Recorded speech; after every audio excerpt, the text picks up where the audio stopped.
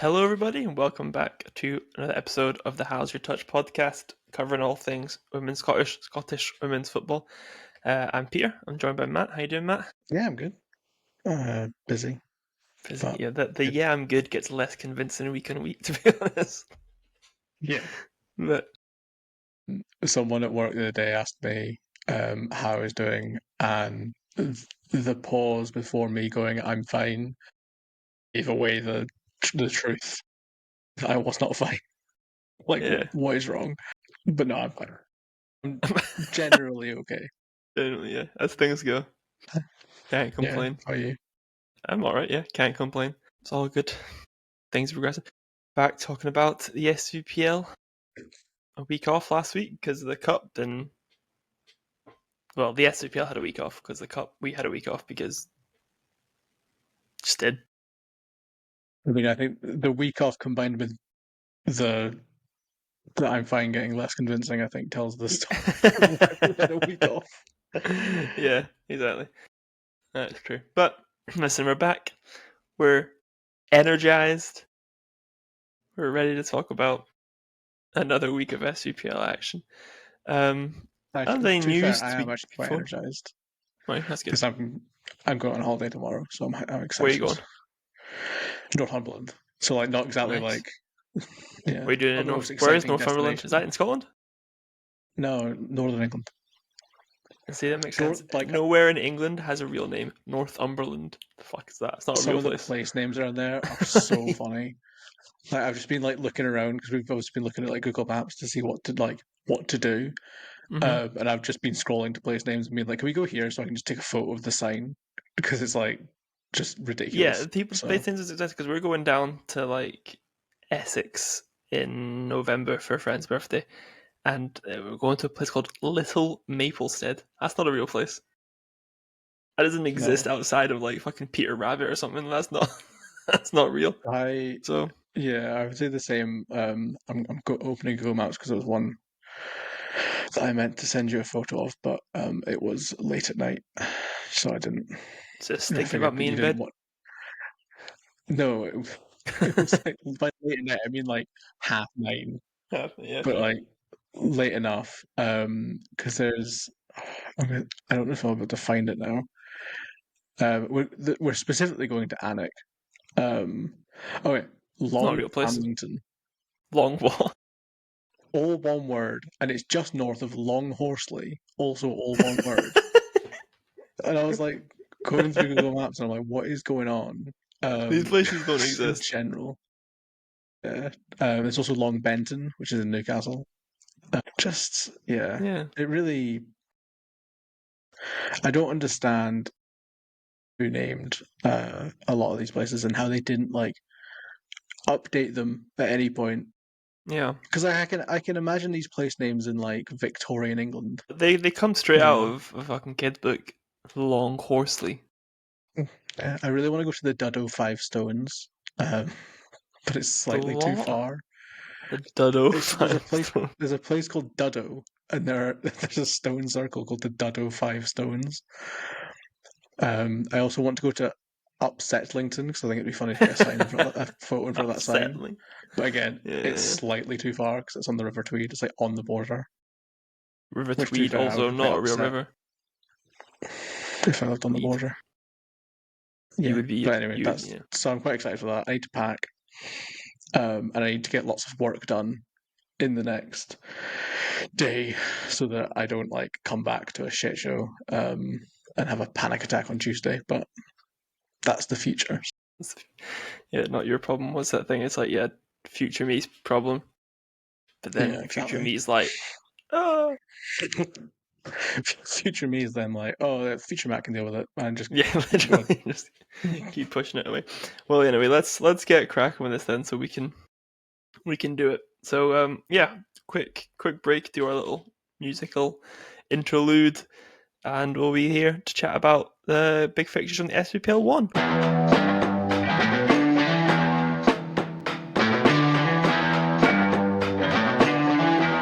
Yeah, I think this is one kind of main stand-up fixture this week in SWPL 1. We had Hibs v Rangers.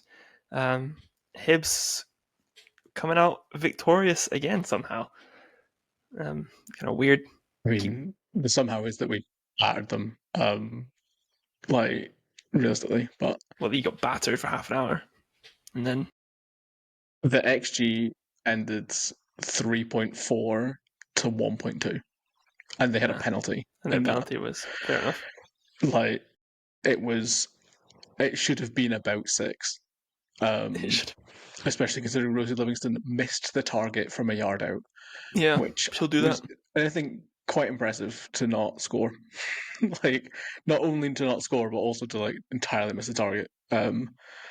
But yeah, it was the first half. I think Hibs have had this real problem without Kirsten Riley. I think you saw the same against Glasgow City.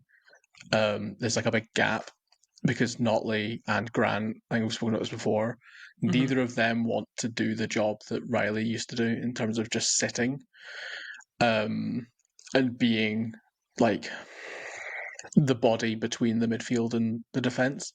Mm-hmm. So in the first half, Rangers found it really easy, and you see it on the first goal. Mia Macaulay can just drop in, and she's dropping into this huge space, and Papadopoulos doesn't really know whether she should, because if Papadopoulos goes, there's a gap behind her. If she doesn't go, then it just causes a bit of like confusion over who should be marking who. And I think that gap in the first half was just really problematic. Is what caused most of the problems. Say for the goal in particular, Bowie probably should do a better job following Meng Wen. You know, generally that'll be the main analysis, but I think that gap is what causes those sort of like problems structurally because it means that you Mm-hmm. don't have the ability for Papadopoulos to leave Macaulay to Hunter and go inside and go outside Yeah. to cover the wing back. Um, and then obviously the penalty is a joke. So like that just is. I'm sorry. Like Hunter's hand grazes Jodie McCleary's shoulder, and I like Jodie McCleary and I rate her really highly. She needs to get a grip if she's going to go around. If she's going to go down rolling around Oh, holding her maybe Siobhan face Hunter shouldn't have on gotten that a amount of grip. contact, but she doesn't get a grip. Like she heads the ball and her hand is out because she's just headed the ball, and Mm. yet she has tried to impede Jodie McCleary's run. And I can understand the penalty being given, but the roll, I just can't get on board with any player that rolls around like that, especially if you're holding your face when the contact's very obviously not on your face. I Mm. think it's a soft penalty to begin with. I really do. It's a mistake between Schumacher and Hunter, and it's one that you wouldn't expect either to make. But I don't know. It's really soft for me. And then at the other end, literally 20 minutes later, Kathy Hill makes a significantly more amount of contact to try and pull down Rosie Livingston, and the refs waving it away immediately. And like, fortunately, she still scores. But that is at the exact same incident in the exact same game with the exact same referee. It's not even after half time, so he's not even had a break where he's like overthought. It's literally just like flipping a coin if you're going to get that or Yeah. not. Generally, the game was refereed quite poorly in terms of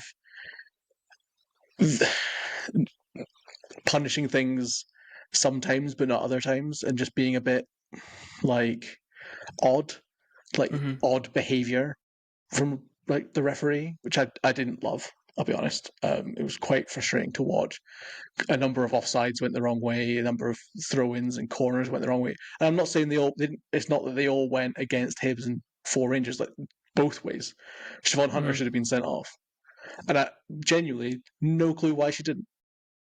Katie Wilkinson should be booked because she kicks the ball away, then she picks the ball up and she's refusing to give it back, and she's getting all in Siobhan Hunter's ear and doing the thing that you kind of want your players to do, but it's also kind of she's lost her head because they've just thrown away a 2-goal lead. And then Siobhan Hunter shoves the ball into her face, like a yard away from the referee. Yeah. And it's just like, and she's on a booking. So it's not even like you can say, oh, It's it's not a straight red. what's the name for that? Pushing around. Yeah. Just But like, it was further than just like, you can't really just let both players walk away from that kind of thing. So it was just odd the whole game, but especially on the penalty. I just think like the commentary at the time was really trying to push the like, oh, it's a Stonewall penalty, and then also being like, but there's barely any contact. And I'm like, Yeah. there's not enough contact to send you to the floor. She realizes she's not getting the ball, and she's not going to outstrength Siobhan Hunter, so she just goes to ground. It's smart, I guess, but 9 times out of 10, you just don't get that penalty. So Yeah. I don't love it. Yes, but I mean, on a Siobhan Hunter note, have you seen her TikToks? Her vlogs. Day in the life vlogs. Mm. See the Celtic game, I was rattled. Well, what might rattle you more is that Shannon McGregor was at Meadowbank for this game and not at Celtic's game. That chatting, having a good pally time with Broken Hay, famously of Yeah, Rangers. I know. Yeah, listen. Can't be friends across the divides. No, we cannot be friends. She should spend all of her Um, time in Celtic training kit. Yeah. yeah, but yeah. Penalty discourse aside, it was a really good game. Yes, it was good, and it's nice to see it. Interesting. I don't know. Up to now, maybe it's just out of pure like I have no reason to say this, but up to now, I was like, Hibs aren't the same. But this Well, game, I was like, we okay, hadn't fair. beaten a Maybe they're we, still the we same. hadn't But beaten a team in the top five yeah, I'll yet. go with that's my reason why. Like, But having played Celtic, Hearts, and Gloucester City, but mhm. then at the same time, we've just come away with 4 points from the runaway unbeaten leaders of the league and the pre-season favourites. So I'm going to take that. Yeah, That's a pretty good return. I would say it is. Yeah. I mean, yeah, Kathy Hill and Nick Dock had an absolute nightmare. I don't think Meg Um, Wen had the greatest game, but she gets an assist, so she gets away with it because she gets the added bonus of that really good cross. Yeah, Livingston and Adams and Bowie on the other side were just so on it, and that's obviously why we end up with just like ridiculously high XG because we just created so much from like constantly going at them. And like yeah, Jenna Fife probably stopped it being 6, which is like some of her saves were nuts. yeah. And that's kind of a crazy thing to be saying about a team that should be trying to win the title, are open about the fact they want to win the title. I know Rangers are a bit of a weird one because like I don't know, they seem to kind of fallen off it a little bit under or they've Mm. not kind of kicked on at all. I guess they had a very awkward They preseason. they Leanne Crichton started coming in, but it's they started quite well, and I still like the ideas in their sort of like setup. mhm. But like I find a lot of their I think a lot of it is just I find a lot of their personnel decisions a bit strange. Like Yeah, Maycroft plays this game, starts this game at 16. Alice Griffiths is fitting on the bench. So you're yeah, saying that 16-year-old Maycroft, um, who is a really good talent, is better than a Wales international, who is also more of a defensive midfielder. Jodie McCleary, having played right back for the majority of this season and last season, all of a sudden now a midfielder again. yeah. It's I interesting. I just mean, find like obviously, I would stuff say like that's a bit odd. you could argue that like her starting 11 worked in that. I know obviously you talked about Hibs had a better team, all that stuff, but Well, they Rangers didn't make two as 0 many up. changes as we did. That's what I'm saying. So like Rangers 2-0 up after half an hour, but then Maycroft then plays the rest of the game. You know, you could argue that Maycroft's decision was correct because played a part in the team that did really well at the beginning of the game, but probably post half time, after 50 minutes an hour, you probably should have been looking to bring on someone like Alice Griffiths, who's probably more experienced. But I mean, she wasn't really influencing the game in that time when they were leading either. Because I don't think at any point in this game, I think it's hard to say that Rangers were on top, even at 2-0. Like both goals were kind of against the run of play. I think that's the thing where I'm like, if Rangers had just lost this game, I would have a lot more faith in them being title contenders. I feel because Mm-hmm. they lost this game in the manner in like it wasn't like the 4-0 at the end of last season, for example. Mm-hmm. Um, it wasn't like that where it was where Hibs like scored 4, had the chances Blew to them score by away. 6, Yeah. but were under pressure for a lot of the game. This one, Hibs had the majority of the play was in the Rangers half. You know what I mean? Like there were moments where Rangers threatened, but it was in between bit like long periods of pressure. Mm-hmm. And that's where I'm like, I don't understand. I don't understand why you would why you would say like, oh, Jodie McCleary, you're going to partner Maycroft. Like that to me feels like a crazy decision Like, imagine if Grant Scott had turned up to this game and because we're missing Kirsten Riley was like, all right, we're going to start Jess Ramsey. But we're not going to start Jess Ramsey with Ellis Notley or Mm-hmm. Kiara Grant. We're going to start her with Jess Fitzgerald. That's Yeah. how it feels to me. Where it's like, that's two really inexperienced players at the heart of your team who are going to have to do a lot of work because we know Hibs midfield is strong, it's physical. And as soon as we fixed the gap that Kirsten Riley would normally fill, which I think was more to do with the defence pushing up than anyone Mm-hmm. dropping back, it meant that Adams could just run riot because she then moved further forward. And it was almost like the front two that I personally want to see because I still don't feel that. I still think that she's better off playing as a second striker than as a. Yeah. And I know there's not like a huge distinction there, but um, I do think that. And she was able to press and take advantage of the fact that she's pressing two less experienced players who are smaller, weaker, slower than her.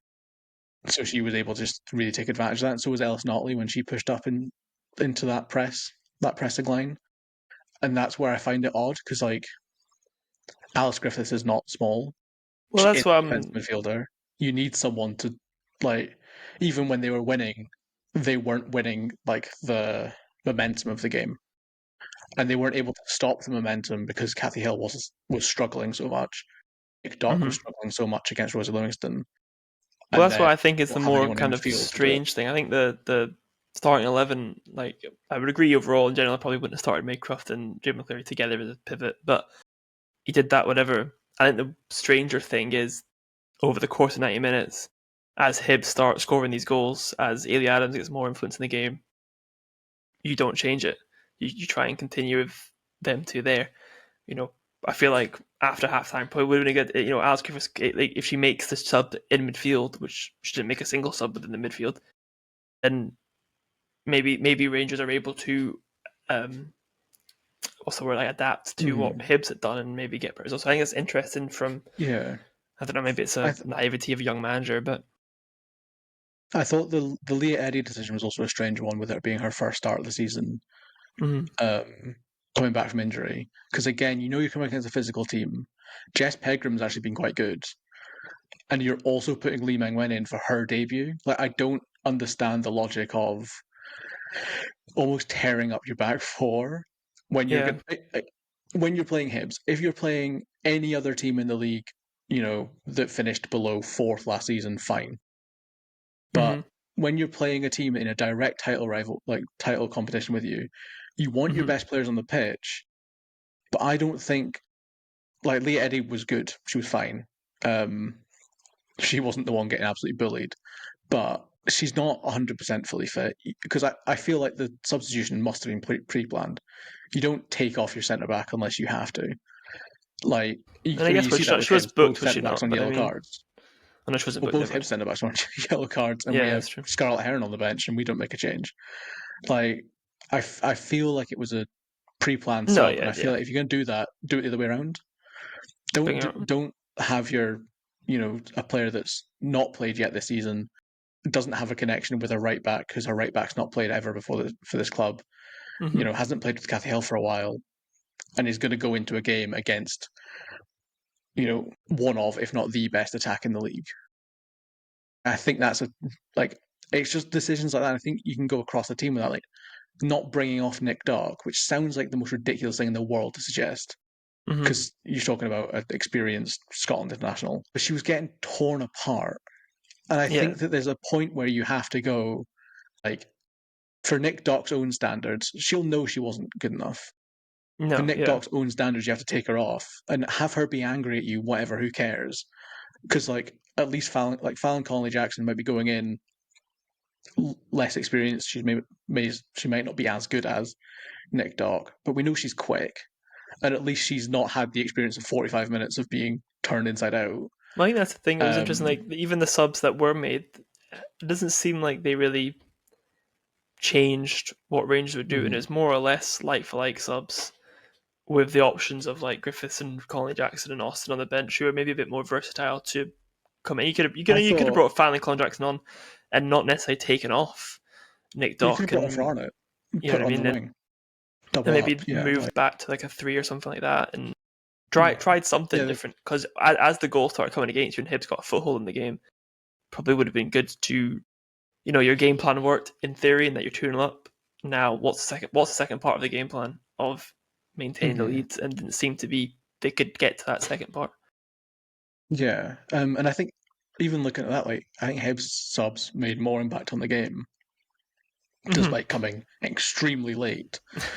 Because Grant Scott, we still made 4 subs, but like I think they had more impact on the game than the Rangers ones. Like Tyree Birchall came on, and I think it's one of those things where you can see how much confidence she has being brought on in the positions she was brought on into, because she was brought on against a defense that were struggling, and she was able to then to continue to make them struggle because Grant Scott is probably he's more experienced at doing that, like at making sure players have the platform to succeed.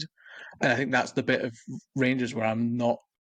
I like the structure, I like the system, but I think that they're putting a lot of pressure on players that maybe aren't quite ready for it yet.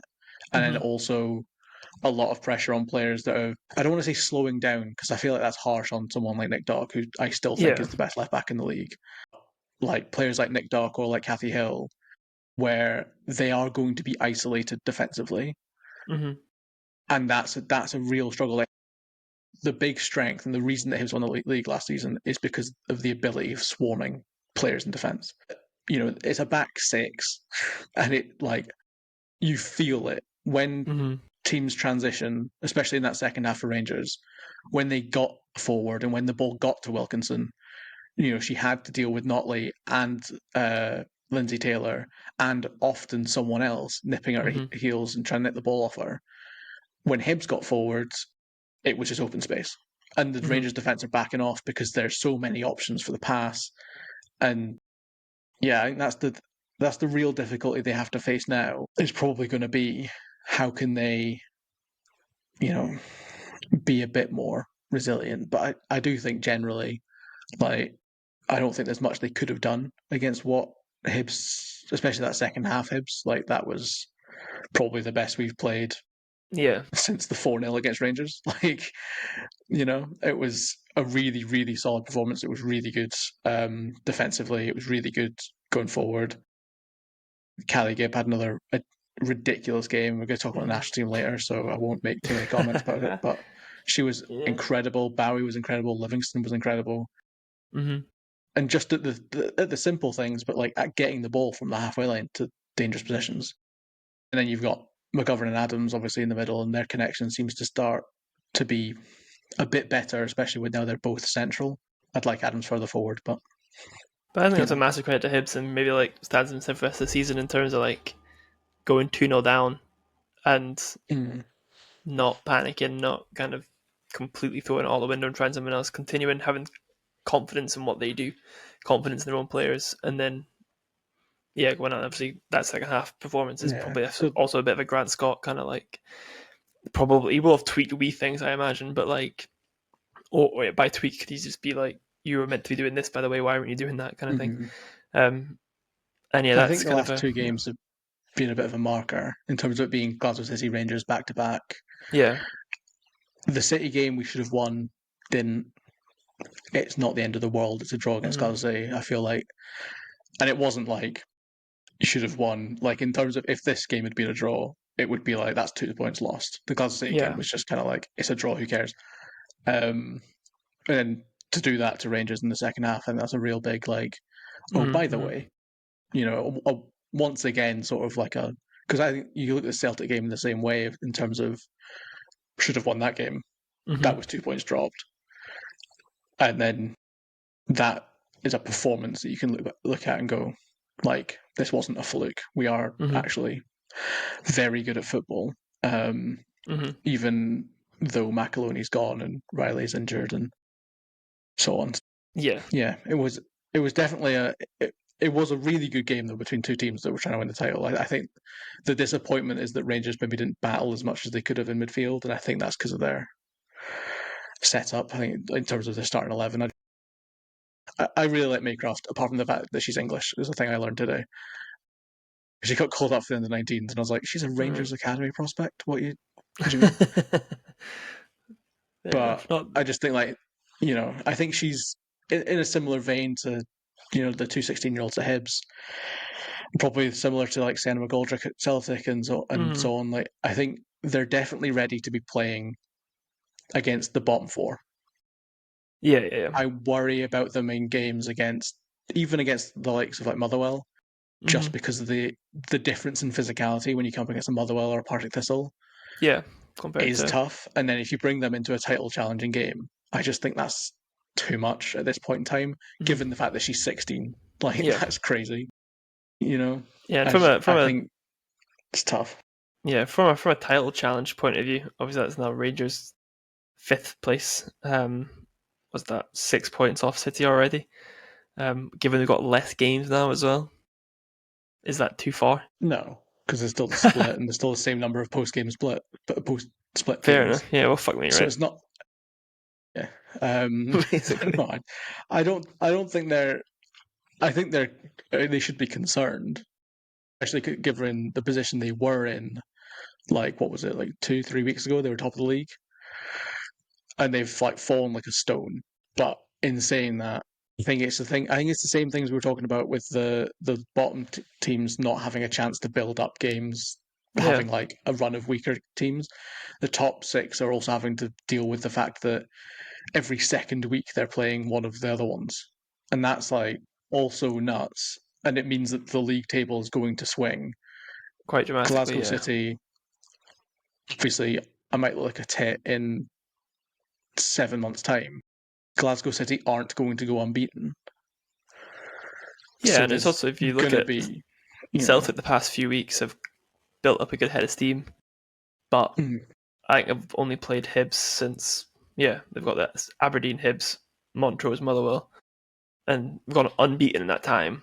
But only where they dropped points was against Hibs. But so there's that idea that like mm. at the moment Celtic have gone on a good run and they've built up the title. They're now 3 points off top. But at some point, while they've So that, done that, Hibs have yeah, played Rangers and City and stuff like that. So Celtic play City next while Hibs play whoever, and it yeah, swings again. And I yeah, think that's the difference now in the league structure. I think 12 when we had 12, it was easier to analyze the league because you could just go like it was easier to see, you know, the last five for a team would be somewhat similar in terms of quality. yeah, Now the last five for teams, some teams are having a last five where they play one team from the top six. Some teams are yeah. having a last five where they've played three of the top Three of them. six. Um, and I'm including Motherwell in that, even though Motherwell obviously have been largely disappointing over the last couple of games against Yeah, top six opposition. In a way that I think they'll admit themselves. I think it's been worse than last season for them. yeah. It's Um, not been a great start. Especially over the last couple of weeks, like the Hibs game in the cup, like that can't happen. Hmm. Um, And then they're losing so 7-1 to Celtic as well. They can't be. Although, I mean, saying that Celtic have, and we've spoken about Celtic having an easier run of fixtures. Celtic have looked very good in those games, and like having Noonan back has apart from definitely made a against Hibs, difference. Apart from against Hibs, but having Noonan back has definitely made a difference. We spoke about it weeks ago that Amy Gallagher was not right for that lone striker role. Noonan yeah, clearly is. and Um, that's similar to what I'm talking about with Rangers, is like putting players into a position that they're not mhm, necessarily suited for. And it's fine when you play the majority of teams, you're gonna get away mhm, with it. But then it does come back to bite you a wee bit. And I do think that about Jodie McCleary. I don't think she suits playing in a midfield two. mhm. I think that's something that she either needs to change her game to do because she wants to be aggressive and running into the box, as you saw for her winning the penalty. Yeah. But if she's doing that, then who's covering defence and midfield? Mhm, Like, mhm. if that header goes back to Schumacher, there's a gaping hole in the Rangers midfield for Hibs to drive into. Yeah. I don't. So I think that that's sort of thing. And like as you say with Noonan and Gallagher, I think consistently going, all right, we'll just put Gallagher in Noonan's position and not change anything. Isn't It's going to work. No. fine. And then you play Glasgow City or Hibs or Hearts or someone, and they take advantage of that because they're of a Yes. similar quality. You don't have the edge now. Yeah. But Well, I yeah, mean, I guess talk about the league table elsewhere across the league. We had City Thistle. City beat Thistle 2-0. Um, Celtic, Motherwell 7-1 Celtic, and Hearts beat Montrose 7-0. And then also Aberdeen beat Accies 5-0, which makes, we talk about a title race, but it's kind of fight for sixth is very interesting because you've got the four clubs you mentioned start season: Motherwell, Aberdeen, Montrose, Thistle, all within 2 points of each other, going for that sixth spot, which has unfortunately left Accies on 0 points. But I think we maybe thought there'd be a second team, maybe a Montrose, something like that, who would be down there as well. But it seems very much like there's this fight for sixth, and then Accies as well. But there's only 8 games in. Aki's, They might pick yeah. up something. Aki's weird seasons continue because it's only 1-0 at half time. And I Yeah. feel like there's, you know, I do actually want to mention as well, Scott Booth making Amy Black a striker has me rattled. Should I score? Yeah, she scored twice. Or twice? They tweeted being like, she'd played like 4,500 minutes for Aberdeen, never scored. And now she scored twice in a game. And it's like, yeah, Well, they're gonna she tweet played next time 4,000 minutes at centre back. She's played 4,500 minutes, 4,449 of them have been at centre back or something stupid. Yeah, like it's just like I just find that nuts. I think it's a strange decision when you've got like Bridget Galloway sat on the bench who says she wants to be top scorer in the league. I just feel like it's a bit of an odd one, especially when we regularly talk about people overcomplicating it and playing players out of position, converting a centre back to be a striker. It's not unheard of, even at her stage of her career. Like she's still very young, but I just don't see the point. Like she's a good centre back, more than good centre back. She's not that tall or that quick, so it's not like you're putting her up front because she's got some like, I know. We'll have to wait and see because she scored 2 goals. I reckon she scores again next week, and then it might be a success. I'm not saying that's like a bad. I'm not saying changing people's positions is a bad idea generally. I just, it's just one of those things where I'm like, that seems a bit odd. That's fair. Well, I think that's kind of the main stuff in SWPL 1. We also want to chat about the national team and SWPL 2, obviously. Which one do you want to do first? National SWPL 2? team? National team? Okay. All right, we'll take a quick break. I said national team and you immediately went SWPL 2. No, yeah. We're never on the same wavelength here. But no, okay, we'll take a quick break then, and we'll come back. We'll chat through the SWNT squad for our upcoming friendlies.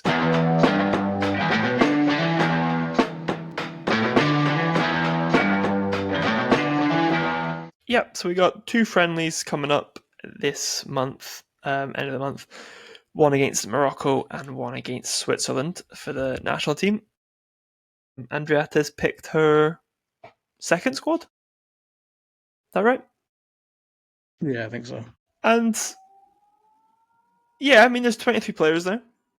Most of them have played for Scotland before. Yeah, it's not a terrible squad. There's things that I think you could pick apart, as you always could.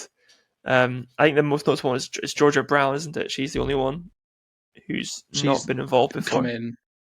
Yeah, she's had one call up to the 23s, and now a senior national call up immediately, which is I think it's one of the things that really annoys me is like, so she's English, with Scottish parents, which like I've said before, I don't mind. We've seen, or I've seen, I don't know if you've seen it, the Taylor Hines debacle with Jamaica over this international break, where she had switched a year ago from England to Jamaica, and then England come calling and she switches back.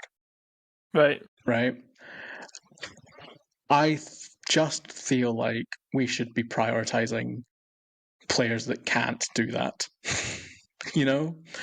I mean, it's not even necessarily so much as that. I think it's more the one call up to 23s and straight in. I think it's a bit harsh when you've got like Paige McAllister like it's frustrating. Others who've been in that 23s gone through well now, playing well enough.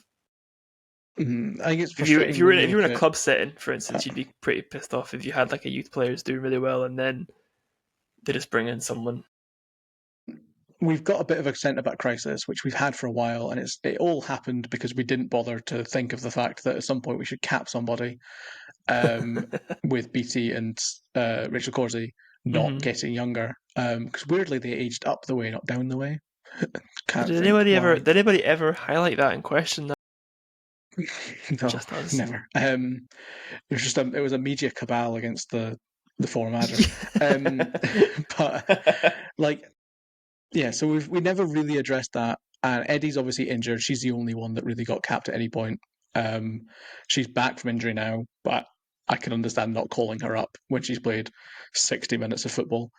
Very, Um, very funny to turn down your national team call up and then what, like, the next day play an hour. well, I imagine she just wasn't called because I can't imagine Andreatta's ever even watched her play football because she'll have been injured the whole time. Yeah, maybe. You know what I mean? Like, it's not like she's been out for a while. So that's Hmm. so I'm not against the Georgia Brown. She's one, she's 6'2", love. But she also plays every week in the USL Super League, which is a good level. It's a level that we've previously discussed as maybe not being as high as some people think it is, considering Tash Yeah. Flint's one of the best strikers in that league. And like the likes of Carly Gimona and people like that start every week when they didn't Yeah. necessarily in SWPL. Yeah. So I don't think it's worlds away from the top level SWPL, but it's a good level. She's got a lot of attributes that I definitely think are desirable in a defender. I also think that Charlotte Newsham has those attributes, who is the player that she's replaced, who got one call up and then is out. Yeah. Yeah. Or Megan Weering, who's been in around the under 23s for a longer time than Gio Brown Hmm. and has never been called up to the senior national team. Or Tegan Browning, who Yeah, hasn't it's been. even necessarily had the youth national team call ups, but is performing really at a high level in SWPL. And like, she might not be able to pass out from the back, but I don't think that matters. I really don't. She's a good defender, and that Yeah, I'm should not be sure that's enough. going to matter for this team. I'm also But noticing here not Sophie even Howard just plays for that. FC Como. Yeah, they just beat Juventus because Damn. I also checked to make sure she was playing in the summer. Yeah. Um, Having a good time, isn't but she? there's also only three. There's only three centre backs in the squad anyway, so I'm kind of not even against calling up Georgia Brown. I just don't get the logic of calling her up and not having four centre backs because we have five fullbacks Yeah, four of which are plus right backs. Yeah. yeah four right backs, but plus I'm now blanking on her name, the Newcastle left winger. Freya Gregory. Oh, Frey Gregory. Yeah. Frey Gregory can also play left back, so we've got six backs in that squad kind of. There's no backup for Caroline Weir, and there's only three centre backs. I'm Yeah. assuming there's only three centre backs because Emma Lawton's a centre back, which is she's not played there now for 6 months We well. because Elena Sadiku realised that that was the most That ridiculous was thing anyone's ever stupid. done and Yeah. stopped doing it. So it's very much like I feel like the optimism I had has gone a wee bit It's in waning terms a of bit, like yeah. yeah, in terms of the like serious restructure that Scotland looked like they were going to have, especially considering these are friendlies. They do not matter. We're about to enter Yeah. League B, where we're going to batter everyone like we did last time. Well, like likely we're going to batter everyone before anyone takes that clip and sends it to me after we lose to Montenegro. Um, Morocco. so very much like, Hmm. well, no, like as in when we're in League B for the Oh, right. qualifying for Sorry, the World sorry, Cup. sorry, sorry, sorry. Yeah. Um, and like even further than that, like I love Hansen and Davidson; they're in good form. I don't love the depth behind them. Macaulay's not been in great form this season. Has played central a couple times. Morgan Cross is one player of the month. Has been great for Celtic, probably Celtic's best player. No call up. Tegan Bowie, probably been Hibs or one of Hibs' best players, has massively increased their output in front of goal. No call up. McAloney and Ferguson, both in great form in WSL2, after moving to take that step so that they could get call ups, Yeah. not even in the other 23s. Like, across the squad, I feel like it's just so bizarre that we're consistently ignoring the informed players that could get a chance while calling up someone like Amy Rogers, Yeah. who is fine. We know she is just fine. And I'm very much at the point where I'm like, is it not worth giving even like Ellis Notley, who's Hmm. just won a league title playing defensive midfield and centre back? You're missing a centre back. We have enough. We have midfield depth outside of Caroline Weir, so why not give her a shot in the national team Yeah. setup? See, just to get a shot, to have a look at her, and that's what the likes of Australia and Ireland, you know, to a lesser extent, Canada, like nations of a similar level as us, maybe Canada obviously, but higher, like nations of a similar level to us are doing that, and then they are seeing the success. Wales do that. Amy Richardson's had a Wales call up while she was at Yeah. Partick Thistle. Yeah. Would we ever call someone up playing for Partick Thistle? And that's where I get We frustrated, is haven't. that like No. we're Yeah. just not looking at those players. And then the under 23s, I just find it bizarre. They're playing competitive games. They've only called up 20 players, Yeah. one of which is Erin Clackers, who's 26. Well, I was thinking that as well. Could talk about Morgan Cross. I think Morgan Cross is 24, so I guess. But if Erin Clackers can get in, surely we can get Yeah, Morgan Cross in. like why not just go for another overage player? We're also nationalising Jasmine McQuaid from Newcastle, whose dad was a Scotland international. So I guess she's less likely to turncoat, but like she's It's not. 23. Yeah, it's not even necessarily the turncoat fear as much for me. It's more the the consistent problem we've had for before Pedro, everyone of like there is no flow here from Mm, youth level into club football into under 19s and 23s into the first team. It's so disjointed, and yeah, then it's we're ending almost up like looking at these American players or English ones or potential Australian ones and stuff like this, rather than going, got a plethora of really good young Scottish talent here. You play week in, it's week out almost in a like league, so yeah, it's almost like performing in SWPL doesn't matter. And I feel like sometimes you notice it with the youth national teams. They play players in positions they've not played in senior football because that's where they mhm, played for the Scotland youth teams.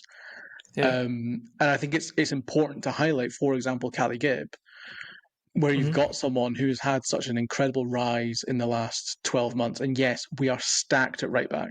I'm very well aware that no matter how much I want Callie Gibb to be Scotland's starting right back, she's not going to get in over Rachel McLaughlin, who's playing really well and is probably Brighton's best player.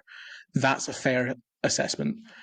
Um, but I do wonder what the view is from the coaching staff at the youth levels, because she's only played attacking midfield really for them, and then she's now arguably the most informed right back in the league. I think that's something that I can say. I you would can say say she's probably been the arguably in best right front back of in it. the Yeah, league. it's No, but like I don't think you would have a problem with me saying she's no, I probably been the don't. best right back in the league this No, season. no. Say what you Yeah. want, bro. No, but you wouldn't disagree with that No. statement. You know what I'm trying to say? Sorry, I'm taking the piss. I'm taking the piss. Yes, I would. Yeah. She has Yeah, been right. probably the best right back in the league. Yeah, But she's not in any squad. Emma yeah, Lawton's in the squad. And like I'm not saying, before Celtic fans come for me, I'm not saying Emma Lawton shouldn't be in the squad. I'm not saying Emma Lawton's bad. But it sort of illustrates the point of like how good does she, or how much better than Emma Lawton does she have to be in the league for her to get a consideration now that Emma Lawton's been called up once. Martha hmm Thomas has not scored a single goal in 25 competitive games. yeah, She is a nailed on, she's not even a nailed on call up, she's a nailed on starter for Scotland. yeah. And you got And if you can say, oh, the WSL is better than the SWPL, well, why is Kathleen McGovern scoring against Netherlands then? well, and you got Because Ailey even if you Adams can who only scored take, against Inter Milan and stuff, yeah, not in like either squad as far as I can tell, or maybe she's in. mm, Kirsty Howard has a worse last 20 games than Amy Gallagher. Is older than Amy Gallagher. And if you so you can't use age or anything for that argument. It's like, why are we having a squad where for friendlies? For friendlies, I just feel like this is a chance for Andreatta to go to those players that are not performing at club level and just say, actually, I'm not bringing you, Yeah, and like I'm going to you'll give the you'll probably players be who. back in the squad for competitive games, Hmm but I am saying I am looking at other options right now. You need to up your game and or leave the club that you're at, because Thomas doesn't even start for Spurs anymore.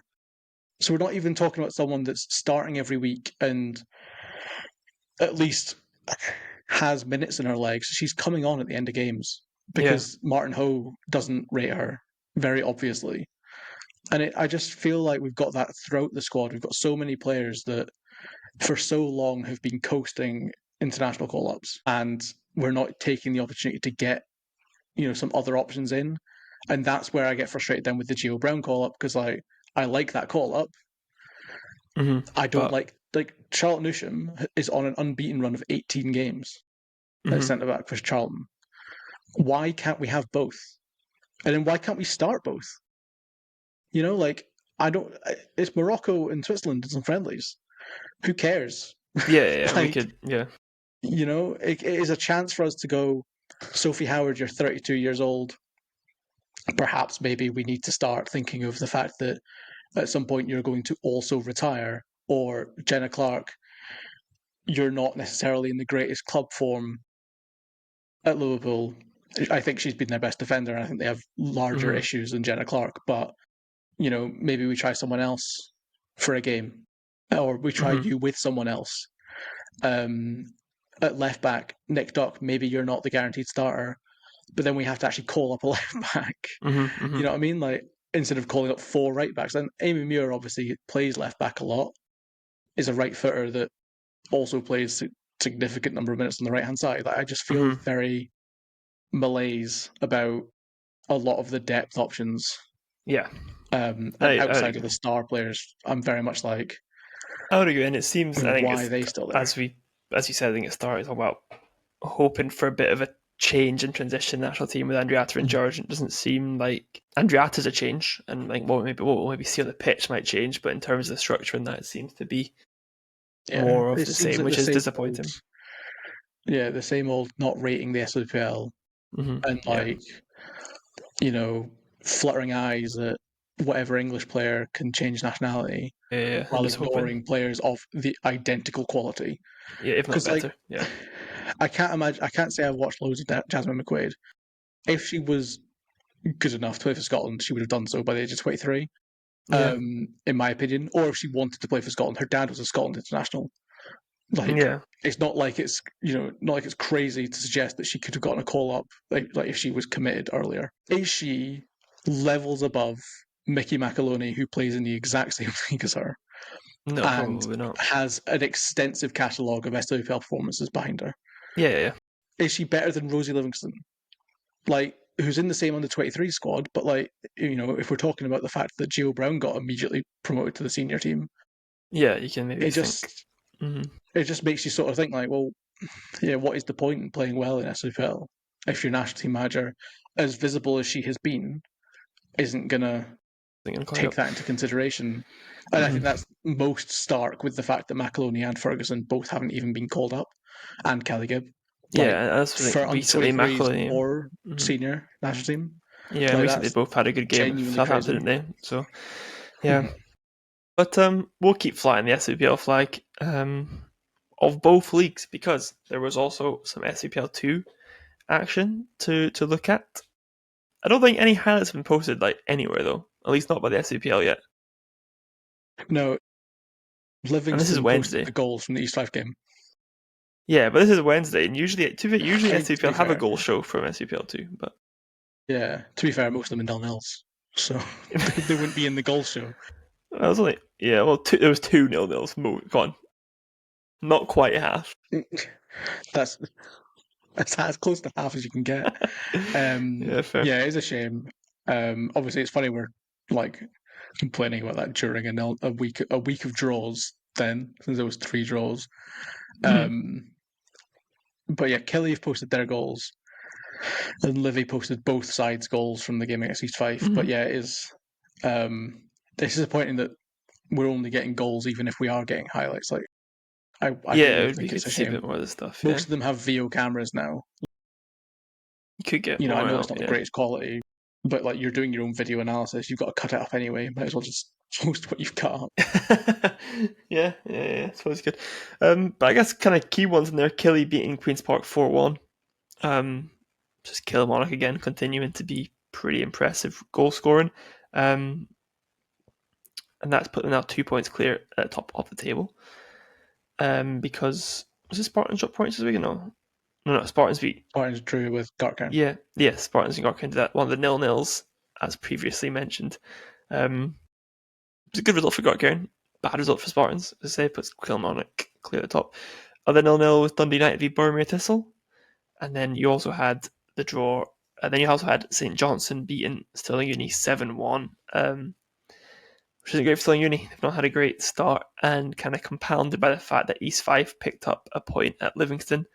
And I think throughout the season, East Fife have looked more likely to pick up points, but that kind of 1 point could be might at the moment it is a difference between relegation and the playoff spot. So yeah, all very interesting down there. Yeah, I mean, the East South Livy game, the goals are great as a thing to watch. Livingston's first goal comes from a long throw. I don't just mean like a throw that went 5 yards. Like Mm-hmm. they set up like it, like everyone in the box and threw it into the box. It was like a proper old school long throw, which I am very much a fan of. And then Lauren Healy went on a run for the equaliser, which left the fullback doing a backwards roll Right. after attempting a shoulder challenge, which I just thought was just great. It was a really good, a really skillful run, and then just sort of shrugs off the challenge like it was nothing. Missed the ball in the box, doesn't get the assist because it gets tapped back across, but still, it's a nice goal. And then two corners, but like Olympicos or who just doesn't love a corner? or Oh, just, two well, crosses. The East Fife one was a proper like nonsense ball bouncing around, destined to go in, but doesn't want to go in classic. first time for some reason. Yeah. Um, so it was a nice game. But yeah, East Fife have definitely looked. I feel like East Fife have been unlucky to be where they are because And you could they've have picked looked up a a few more symbol of points already. quality to Yeah. St Johnstone, Mm-hmm. Mm-hmm. at least, and drawing with Livy kind of proves that. Mm-hmm. And then obviously all the other games are in the title race, but Robin Smith was back. Her first appearance for 17 months, returning from her ACL and torn meniscus, which is nice. It's like, Nice to you return. know, Yeah. yeah, and it was nice to see her back because obviously she was really good for them last time they were in SWPL 2, and they clearly need the firepower because they didn't score. But Yes. um, obviously that game was always going to be tough between those two because it's probably two of the teams with this sort of outside chance of automatic promotion, I would say, Mm-hmm. and ones that you would maybe back in the playoffs because I think they both have shown the quality they have to maybe get a result against Spartans / Kilmarnock, depending on which one it is. Mm-hmm. Mm-hmm. So that's probably where they're at, and then obviously Spartans drawing with Gartcairn. I still think that they're the. This is a weird thing to say. I still think that they're the best team in the league, even though they're second. You But think so? like I mean, partly because they've conceded twice. yeah, but And I just think they've that's only scored ridiculous. 13 goals. Yeah, that's still an average of like two a game. Yeah, but Kilmarnock have scored 29. Yeah, I know. But this is the discussion we had last season with Hibs. Hibs weren't Yeah. beating anyone by massive scorelines, but they weren't conceding ever. Yeah, that's And true. that, in the long run, I think is more beneficial. Kilmarnock were incredible. Again, go watch the goals. There were some really nice goals in there. Taylor McGlashan scored a wonderful header and celebrated Ailey Martin, the left back, nipped in for an interception in front of the Queen's Park player, skinned them, took a couple of touches, fired it top corner from 20 Mm. yards out, and then just walked off like it was the most like she was just walked away, and I was like, Yeah. "What the fuck are you doing?" So I've asked Lucy Burns to teach her to celebrate. I think all all the other goals, there's a celebration. Fiona Cully did really well, progressing the ball through midfield. Some really good dribbles from her. Doesn't get a goal, but gets an assist or a second assist or whatever. Yeah. Yeah, just what, like genuinely, just what you'd have thought she missed. Like if you just saw the clip of her afterwards, you'd have thought she had Yeah. missed. She just I mean, walked it's off just like another day at the park for her, man. left back scoring from 20 odd yards, like On her right properly foot as into the well. top corner. Like just Yeah. ridiculous. Like genuinely just a ludicrous thing to do in the first place.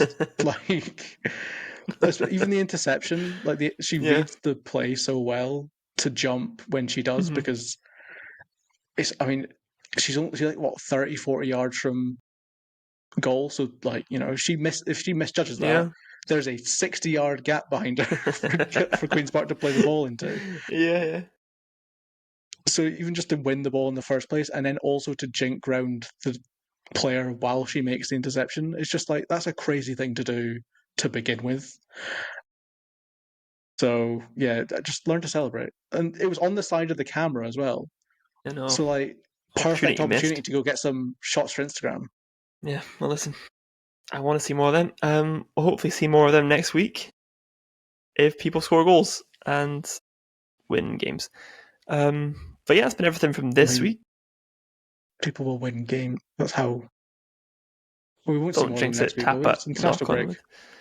wood. Well, yes, we definitely won't see any goal. Oh wait, no. International breaks after this Sunday, so I guess we Yeah. will. We'll see Next goals week this is week. the 19th. The week following that, there will be no goals to celebrate, probably. I don't know. We Sad. might batter Morocco. We might. Yeah, I don't have much faith in beating Switzerland, but we might batter Morocco. hopefully.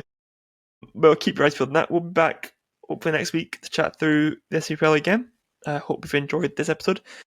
Make sure you're following us on all of our social media channels and YouTube and things like that. And yeah, comment, leave a question, subscribe, whatever. We'll be here. Yeah, see you later. Bye.